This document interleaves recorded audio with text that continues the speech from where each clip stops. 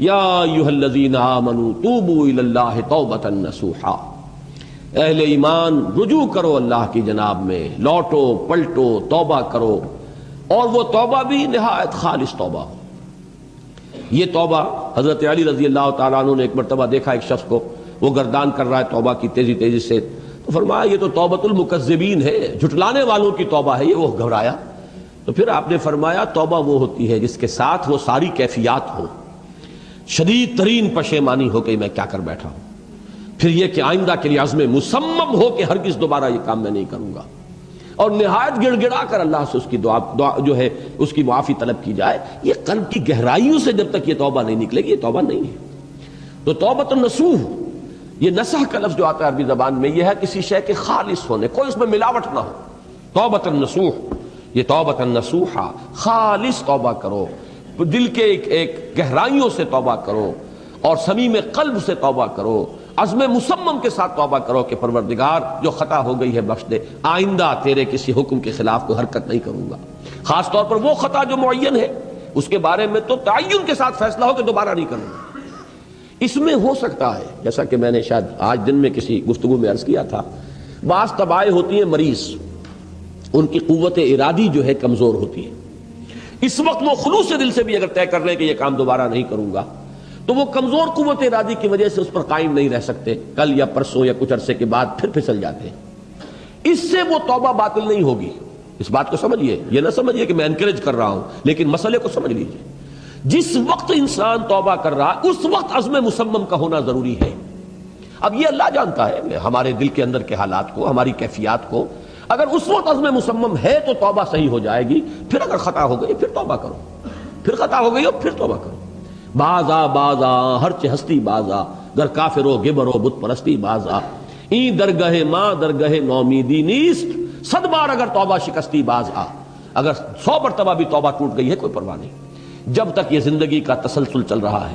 معلم یغرغر، جب تک کہ وہ گھنگرو نہیں بولا ہے آ کر حلق میں، اور نزع اور جان کندنی کا عالم شروع نہیں ہو گیا ہے، اس وقت تک توبہ کا دروازہ کھلا ہوا ہے۔ لیکن جس وقت توبہ کر رہا ہے آدمی، اب یہ آدمی اپنے آپ کو دھوکہ دے لے گا تو دوسری بات ہے، لیکن اللہ جانتا ہے اس وقت اگر عزم مصمم ہے تو توبہ درست ہو جائے گی۔ تو جو بھی معاملات ہیں اللہ اور بندے کے مابین، اس میں 3 شرائط ہیں کہ جو علماء نے معین کی ہے۔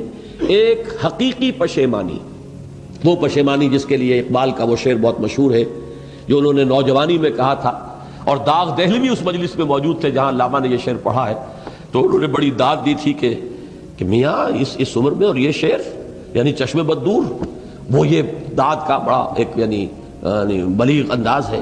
اور وہ شعر کیا تھا؟ موتی سمجھ کے شان کریمی نے چن لیے، قطرے جو تھے میرے عرق انفعال کے، شرمندگی کے احساس سے پیشانی کے اوپر اگر پسینہ آ گیا ہے، شرمندگی ہے اللہ میں یہ کیا کر بیٹھا، اللہ مجھ سے کیا ہو گیا، تو یہ شرمندگی سے اگر عرق آلود ہو گئی ہے پیشانی، تو اللہ کو یہ اتنی محبوب ہے کہ موتی سمجھ کے شان کریمی نے چن لیے، قطرے جو تھے میرے عرق انفعال کے۔ حدیث میں یہ مضمون آیا ہے، اللہ کو کتنی خوشی ہوتی ہے اپنے بندے کے توبہ سے۔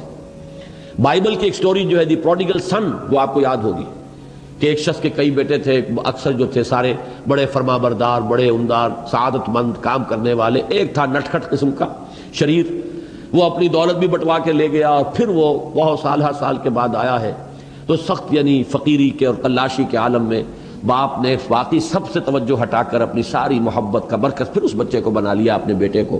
تو وہ سعادت مند بیٹے تھے، انہوں نے کہا کہ یہ کیا کیا آپ نے، یہ ایسا اور یہ ایسا اور یہ ایسا اس نے یہ کیا، اور آج آپ پھر اس کے لیے وہی آپ کی محبت جو ہے وہ یہاں پھر اس کے جو ہے شامل حال ہو گئی ہے۔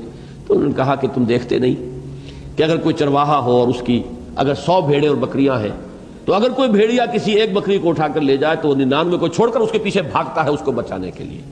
جو میرے ہیں وہ تو ہے ہی ہے، جو مجھ سے دور چلا گیا تھا وہ اگر لوٹ کر آیا ہے تو در حقیقت یہ ہے میری توجہ کا اور میری محبت کا سب سے زیادہ مستحق۔ یہی معاملہ اللہ کا، یہ در حقیقت ایک پیرابل ہے، ایک کہانی ہے جس میں اللہ کی وہ شفقت جو ہے اپنے گناہگار بندوں کے جو شامل حال ہوتی ہے جب وہ توبہ کرتے ہیں، جس کے لیے حدیث میں آخری بات بیان کر دی گئی کہ تصور دیا گیا ہے کہ ایک لق و دق سے راہ میں ایک شخص سفر کر رہا تھا، ایک ہی اونٹنی سواری کی، اسی پر اس کا راشن بھی تھا، پانی بھی تھا۔ تھوڑی دیر کے لیے وہ ایک درخت کے سائے میں بیٹھا سستانے کے لیے، دھوپ کی تمازت سے بچنے کے لیے، تو ذرا بیٹھا بیٹھا اونگ گیا۔ اب جو آنکھ کھلی تو دیکھا کہ اونٹنی غائب ہے، اس کا سفر کا ذریعہ وہی، پانی اسی پر، راشن اسی پر، گویا کہ کل زندگی کا ذریعہ جو ہے وہ اونٹنی تھی اس کی۔ لقو دق سے رہا ہے، کہاں جائے، کہیں پانی نہیں، کچھ کھانے کے لیے نہیں، دیوانہ وار دوڑتا ہے دائیں بائیں ادھر ادھر اونٹنی کو ڈھونڈنے کے لیے، کہیں سراغ نہیں ملتا۔ تو وہ اب موت کے انتظار میں درخت کے نیچے آ کے بیٹھتا تھا، مایوسی کی انتہا، موت کا انتظار کہ اچانک دیکھتا ہے کہ اونٹنی تو کھڑی ہوئی ہے۔ تو اب اس پر شادی مرگ کی کیفیت طاری ہوتی ہے۔ وہ کہنا تو یہ چاہتا تھا اللہ میں تیرا بندہ ہوں تو میرا رب ہے، کہہ یہ جاتا ہے کہ اللہ تو میرا بندہ میں تیرا رب ہوں۔ زبان لڑکھڑا گئی ہے اس خوشی کی شدت کی وجہ سے۔ تو حضور فرماتے ہیں کہ اللہ کو اپنے کسی گناہگار بندے کی توبہ سے اس سے بھی کہیں زیادہ خوشی ہوتی ہے۔ تو اس کو ذہن میں رکھیے، توبہ کا بڑا اونچا مقام ہے ہمارے ہاں۔ شرائط بھی سخت ہیں، 3 شرطیں، وہ ایک عزم مصمم، ایک پشیمانی، حقیقی پشیمانی، نمبر 2 عزم مصمم کہ اب دوبارہ نہیں کروں گا، نمبر 3 ایک مرتبہ ضرور اس کام کو چھوڑ دینا، یہ گویا کہ اس کے عزم مصمم کا فوری ثبوت ملنا چاہیے۔ کچھ دنوں کے بعد پھر کہیں جذبات کا رحلہ آئے، کوئی اور خطا ہو جائے، بات دوسری ہوگی۔ اور جو حقوق العباد کا معاملہ اس میں 4تھی شرط اور ہے، اس لیے کہ حقوق العباد کی کوتاہی جو ہے اللہ تعالیٰ معاف نہیں فرمائیں گے۔ وہ تو وہی بندہ ہے جس کی آپ نے حق تلفی کی ہے، کسی کی غیبت کی ہے، کسی کی چغلی کھائی ہے، کسی پر تہمت لگائی ہے، کسی کا مال ہڑپ کیا ہے، کسی کو دھوکہ دیا ہے، کسی کی عزت پر حملہ کیا ہے، تو وہ تو وہی معاف کرے گا۔ یا یہ کہ آپ کی جو نیک اعمال ہیں وہ اس کو دے دیے جائیں گے قیامت کے دن، اور اگر آپ کے اعمال ختم ہو جائیں گے تو اس کے گناہ جو ہے وہ آپ کے کھاتے میں ڈال دیے جائیں گے۔ بہرحال جو 4تھی شرط ہے حقوق العباد کے معاملے میں کوتاہی میں توبہ کی، وہ یہ ہے کہ آپ یا معافی طلب کریں یا تلافی کریں اس شخص کی جس کے حقوق کو آپ نے تلف کیا۔